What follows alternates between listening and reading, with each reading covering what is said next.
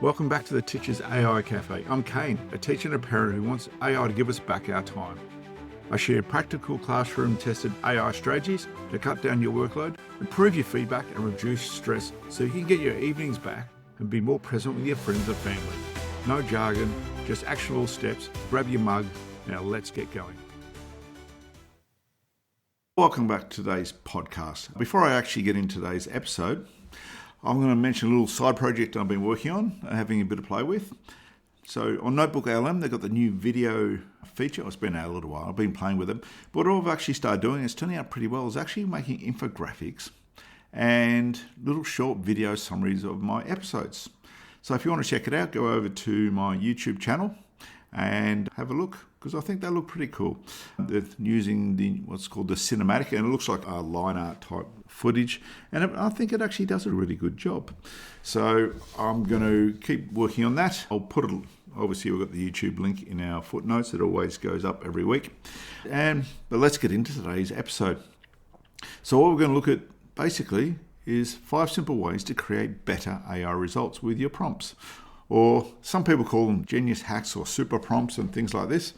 But essentially what we're actually going to go through is ways of actually writing out some prompts and actually give you better results. Now I have got a little brochure for this. If you click on to my newsletter link there, you'll actually get sent a copy of this document. I think it's about quite a few pages long I put together and actually step you through with the different examples. Now I know prompting can sound like one of those slightly annoying AI words. People throw it around as this is some secret code that only tech crowd understands. But for teachers, I think it's actually much simpler than that. The prompt is really just a set of instructions, so I'll just recap this a bit for people, maybe their first episode. As teachers, we already know a lot about instructions. It's literally part of our job. And we know when instructions are vague, we have chaos in the classroom. And we know what happens when students here just get started and 5 hands go up immediately. And that's even in a good class. What page are we on? What sentence are we writing? Do we need a title? How long does it have to be? Can we work with someone? And so on. And I was like talking about these instructions, and I was talking to a teacher at PD the other day. I ran into her. She was from a different school, and we're just chatting away. I said, look, she asked me, do you know anything about this NotebookLM thing? I said, oh yeah, I run a podcast and things. And I said to her, and she was prompt, it didn't really work. I said, well, when you're doing a prompt, you got to pretty much talk to it like a 5-year-old. You got to explain everything very, really explicitly to it. And you also put in what you want to do, also what you don't want to do, because you're trying to use the video or the infographics features on there. It was a slideshow. It was a slideshow she was trying to do. Trying to create a unique product had reading guides and things for a student with a learning disability. But she started to get the hang of it towards the end, and before we departed our different ways and took our students back to our own schools. It was a good PD too. It was around the health industry.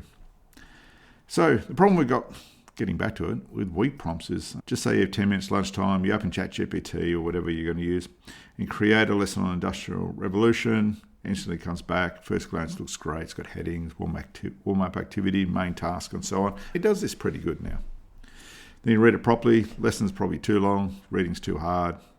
The examples don't quite match your curriculum. It's got American spelling, or it's got English spelling if you're in the US. It actually needs some resources that you don't have, because assume you got a map or something like that. Assume students already know things. They definitely don't. And the whole thing feels it's been written for a class that exists somewhere in the world, in the AI world, but essentially not your class. And obviously that's an issue. So AI will often give us a generic answer to a generic prompt. But it's not always the tool that's bad. It's often, honestly, it hasn't been briefed properly.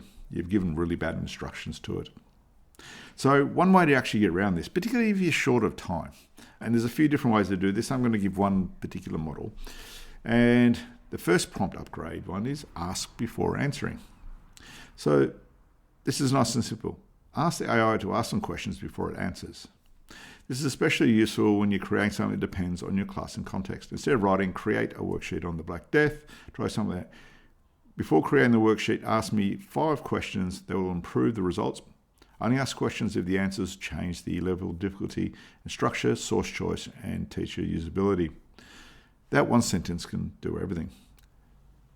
And before you ask, or before you get into it, the AI might ask you what year level it's for. Is it mixed ability, low literacy? How long should the worksheet take?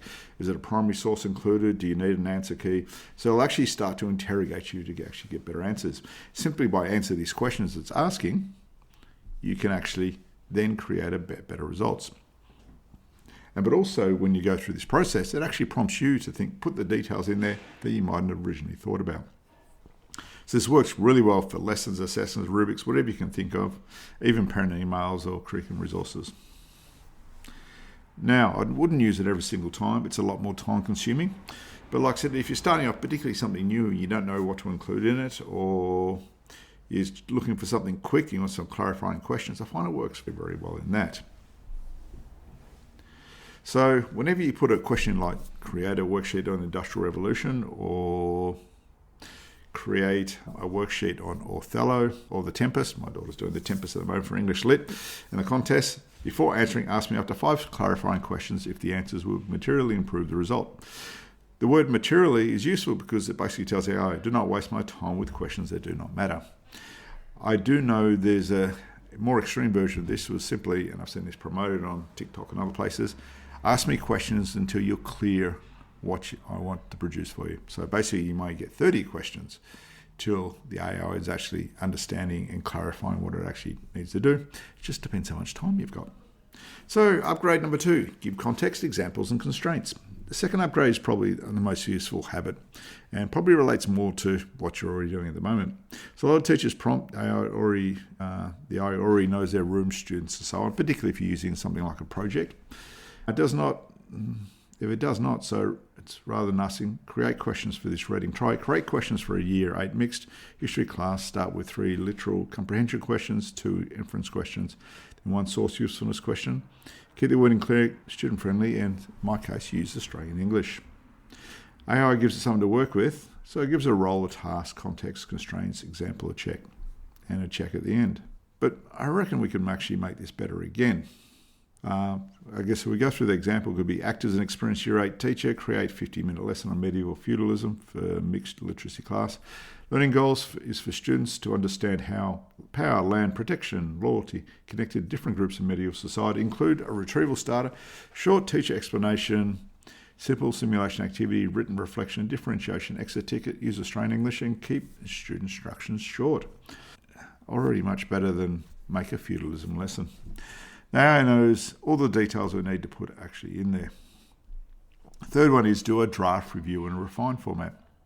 So we draft, we check, we trim, we adjust, we make it clearer. We add scaffolding, we remove the bit that sounded good in theory but would fall apart in the period. In my school, it's period 5 on a Friday. I've got a challenging class on that one, though they're getting better. They're really good on Friday. AI can work the same way, so create. So instead of just giving one final answer, get it to work through in stages. Create this in 4 passes. First, draft the resource. Second, review it against the checklist. Third, identify 3 most useful improvements. And fourth, rewrite the final version. And the checklist would be, you can put in, is it suitable for the year level? Is it clear enough for students to follow? Does it match the learning goal? Is the teacher workload reasonable? Does it include enough scaffolding? Does it avoid unnecessary complexity? This is especially useful when you're doing, say, model answers, rubrics, low literacy rewrites, parent emails, and even a podcast script I put together to give myself some structure doing this. For example, if you're doing Year 12 modern history paragraph, I might prompt it, create a model Year 12 model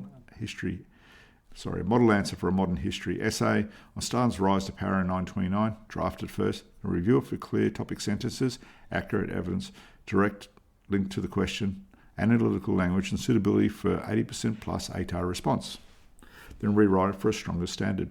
This gives a much better answer than simply asking write a paragraph about Stalin or the rise of Stalin to power. Though in doing that, the experiments, I do find ChatGPT does this better than Claude if you put something like that in there. And the idea is you're actually going through this drafting and review process until you actually get a result that you want to. The iteration is very important. Number 4, add a self-checking step. So this one I use a lot when I want something concise and practical. For example, creating an answer key. And I often do answer keys because I'll upload the resources, do an answer key based only on the information that's in the task sheet. Also double checks that all the information is in the task sheet, because nothing worse than writing your questions than you forgot to actually put the information in. So I don't want the AI showing off. I do not want extra background. I only wanted adding information from. I do not want it adding information from outside the worksheet. So I'll write something like creator, concise answer key. And I always keep them concise because I already know a lot of the knowledge when I'm teaching. Base answers only on the content in the source. Keep answers short for teacher reference. Do not add extra information. Use Australian English. If the answer is not available in the resource, write not stating this resource before finalising. Check that every answer matches the resource. The last point is important. So before finalising, and the idea is that we're going through and making sure it's accurate and it's actually relevant to what we're doing. So what we can then do is put a simple check. Before finalising, check the answer for accuracy, year level, clarity, usefulness, alignment, and brevity. Now, warning, this does not mean AI will become perfect. It will still make mistakes, but it can still miss things. But even though it sounds confident when it's not, as we know, nothing worse than a confident AI. So your teacher judgment certainly still matters. You need to actually read through the answer keys being created, double check against your answers.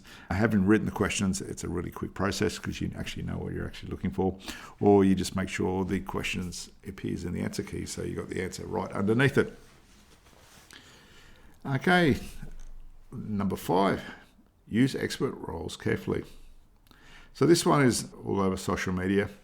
Act as a top 1% expert, act as a genius, act as the best teacher in the world. Now, there is some value in framing. It can help. I usually put world-class teacher. I like putting that in there. But what works best is the role that is specific, not dramatic. Act as a genius teacher is not very helpful to you. Act as an experienced Year 9 history teacher creating low prep source analysis activity for a mixed literacy class is much better because you're getting the experienced teacher to the level or the target that you're actually going for. And the reason that's important simply because there's this massive pool of information out there. And we really want the AI to narrow down to a small subset so it's actually drawing on the right information to actually give it to us. Because what the AI does, it creates its professional lens round because it now knows the subject, the year level, the task, the class need, and the teacher wants something practical. That is useful. You're actually narrowing down the things the AI is producing. Remember, it's really just doing the next most likely answer or word to generate the actual answer out of that. So a reusable version of this is act as an experienced subject teacher and curriculum designer. Your standards are clear. Learning purpose, accurate subject information, practical classroom use, strong scaffolding for students, and minimal teaching preparation in Australian English. Then you can add your task on top of that. So this is an extra prompt you can then put underneath. The important thing is not really a fancy title. It's really just working out the specificity of your subject area. A role helps, but it won't rescue a prompt. Pair it with your context, constraints, examples, and put in a checking step in there. Now, if you want one general prompt to keep this nearby and one to reuse, act as an experienced teacher, curriculum designer, resource writer. Then you put in the task, you put in the context of subject, year level, topic, classroom profile, lesson length, learning tool. And then you give the output format that you want to do. So this is obviously a much bigger prompt. Lesson plan, worksheet, whatever, answer rubrics and so on. The constraints could be whatever language you want in there. The output, classroom, make it classroom ready. I like that. I don't like to have too much extra work, though I usually do. Keep instructions clear and practical. Match the year level and student needs. Avoid unnecessary detail. And if you're using a provided resource or an upload, base the answer only on that resource. And this also works if you're uploading background information content to actually base the resource lesson on. Process. Before answering, ask up to 5 clarifying questions if the answer would improve the result. If no clarification is needed, proceed. Draft a response, check for accuracy, clarity, year level, usefulness, alignment with the task. Provide the improved final version. List any remaining assumptions briefly. Now, you wouldn't use the whole prompt every time, but what you can actually do is just copy and paste this structure and whack it in every time and answer the questions underneath as you work your way through it. So For a small task, you might just use one part of it. For a bigger task, you may use more of it or the whole lot. The aim, once again, when you have a look at this prompt, it's not a complicated prompt. It's very straightforward, but like I said, it gives you a very clear structure stepping through it. The aim is to give the AI some kind of a briefing that will help you give your colleague. So let's wrap it up. We'll be thinking about the 5 upgrades. 1, ask before answering. 2, give context, examples, and constraints. 3, use a draft review refine cycle. 4, adding self-checking. 5, use an export role, but frame it carefully. So the big thing you should learn out of this, or apply for yourself as I apply for myself, is a strong prompt is not always the longest prompt, but it's actually the clearest prompt. And that's where, I keep repeating this, where literacy comes in. We've got to teach our kids, ensure they've got really good literacy in comprehension and reading, and also in the ability to articulate what they want very clearly to AI systems. And like I said, there's ways around it with voice, but you still got to be able to construct a good and clear instructions for AI to get exactly what you want out of it. But that's an issue we're all working with. So essentially AI, if you follow these, will save you more time, give you more consistent results. You want to take those basic prompts of create a lesson on ancient Egypt pyramids and adding those extra details in there. Well, I suggest you do it the old prompt way, try one of the new prompts and see how it goes. So before I go, I'll put a link through. It'll be a link, and when you email it, you'll actually get sent a copy of this document. It's actually pretty good. I think it's about 4 or 5 pages long on memory. I'll have to go check it again because I made it over the weekend, but I'll put it together. But yeah, it's a really step-by-step guide with all the examples and things in there. So if you want it, certainly hit up the mailing list and get it on there, and that would be fantastic. Last thing before we go, once again, if you want to share your AI journey, I've got one person lined up in a couple of weeks. I want to come on and talk about their use of AI and journey. So wherever you are in the world, we can do it online, as I've done a few. Like I said, I've spoken to people in the US, people in Hong Kong, as well as locally in Australia, thousands of kilometres away. Like I said, hearing other people's journeys is actually the best thing about AI. Learning from them, hearing their stories, because you actually get some value about people in different journeys than myself. And I do spend a lot of time teaching myself and learning, and that's why I come across confident and I can help you guys. But at the same time, I'm not the font of all knowledge. I don't know every subject. I don't know all the different AI tools, the different ways to apply it, because I have my perspective. And I love listening to other people's and learning from them. So if you're interested, drop me an email or arrange a time. And yeah, it'd be fantastic. Otherwise, go and give me a 5-star on Apple Podcasts. I think that's where most of my listeners actually go to. That would be fantastic as well. Allow more people to find it and listen to it. And if you've got any questions, email them to me. I'd like to do an episode where people send questions in to me and I simply just answer them as best I can and how I actually handle those. And I think that would be a really good episode. But I need your feedback for that.